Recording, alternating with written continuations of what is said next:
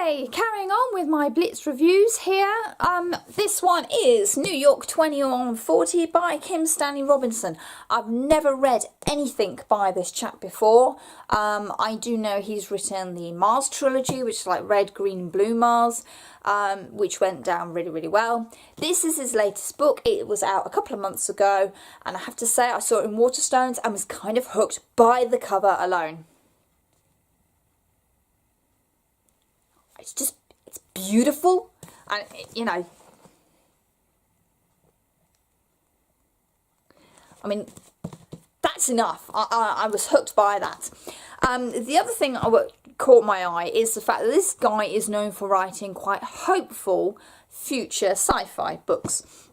And in a world where we are constantly being told that our world is doomed, that we're doomed, that all our fiction for the future tends to be dystopian or apocalyptic, and everything's like we've got a massive problem and it's really dire and dull and depressing, and it's just nice to have a guy like this who writes accurate future portrayals but with that smattering of hope. Things are not doom and gloom, things are hard, things are different, things have changed, but we survive, we get on with it, and we make the most of the situation. And that totally appeals to me. I'm not a fan of dystopian fiction, to be honest. I like my books to have a bit of hope in them. This is why I cannot get on with Song of Ice and Fire. It's just not enough hope.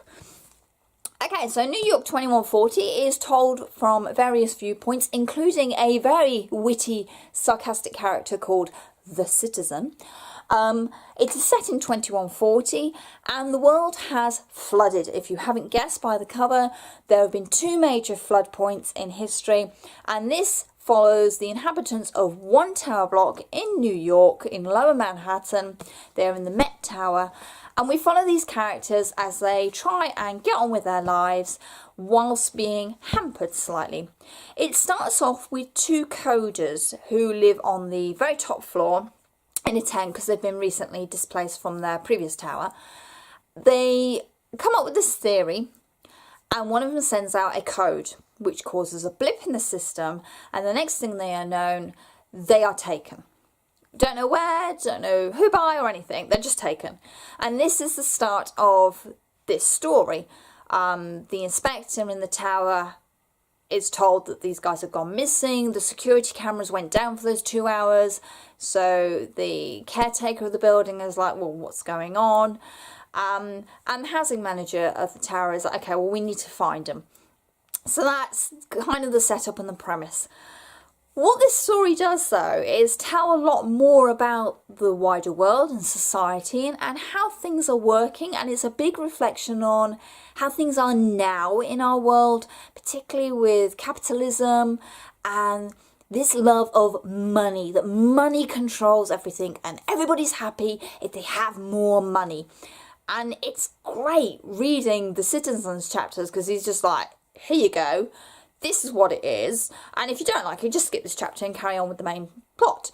And I just love the way that this character, we have no idea who it is doing this viewpoint on the society of now for us, but also how it reflects the 2140 in the book.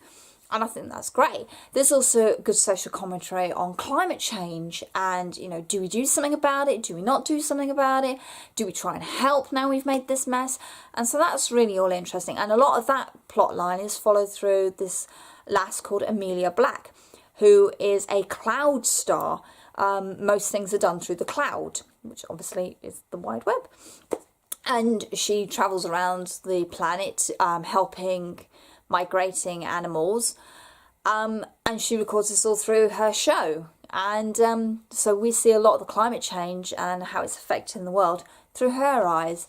And she's a very passionate character. She gets very angry about injustice and unfairness, and I really liked her.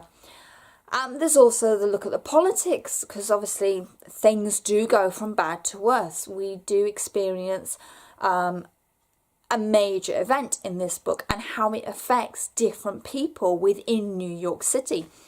And I just found it really interesting and really enjoyable. It's not normally something I would have read before, but I would certainly check out more of his stuff, because his characters are just, there's such a wide bunch of characters in there. You know, we follow about 6 or 7. They're all very different, but they're all very true. They ring true when you read them. There's only one chapter that's told from a first-person point of view, and that's Franklin. He deals with stocks and shares and basically hedges bets with money. And he's a bit of an arse, to be honest, but he doesn't talk himself down in that. You know, he just is the way he is on the page. And you can sit there and go, yeah, you're a bit of an arse. But actually, as the book goes on, he has redeeming qualities about him, which, you know, it's like any person. No one's completely an arse, but no one's completely a saint. And he's like that nice mix between two. I would say if you like sci-fi that is identifiable, I would particularly say if you know New York or you live in New York, you will probably get more out of this than I did. My biggest drawback is I don't know New York. I have no idea really of its layout, how it's set up or anything. And there's lots of descriptions of lower Manhattan and upper Manhattan, how the streets all work together. There are some nice history dumps in there, so you learn bits about certain areas of the city over time. And there's some great quotes and thoughts on the city as well that headline each chapter. But because I don't really know New York very well, I did find it really hard to visualise sort of the layout and the setup.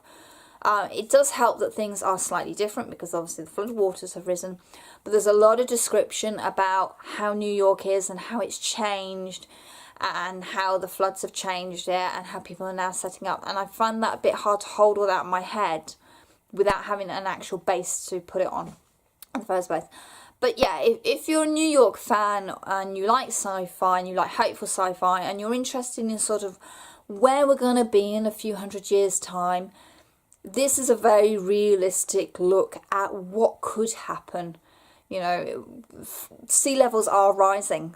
This is a fact. And, you know, this is a future that it's very, very visible. I think certainly a lot of people in power, I think, need to read books like this to actually understand where things are going and just how much people will put up with from those in power and those with money. Because as usual, you know, money makes the world go round. But anyway, New York, 2140, Kim Stanley Robinson. I highly recommend this. This is a library copy, so I don't feel too bad that I actually have quite a bit of sand in here that I need to empty out. But in a world that's flooded, a few extra grains of sand is going to be quite reassuring. Really enjoyable, multi-character point of view. Chapters are nice and short, quick and easy reads, and you're never patronised. The information is given to you in a way that you can read and understand, and I love that. So yeah, please let me know if you're reading it, or if you're planning on reading it, or if you've read it and what you thought of it. Leave me links and comments down below, that'd be great. As usual, my social media links are in the description box. If you enjoy my channel, please subscribe, that'd be really nice. And let me know if you subscribe, because I don't always get a notification saying it, so let me know and I can go and check out your channel and subscribe for you. Thank you very much for watching, and happy reading. Bye.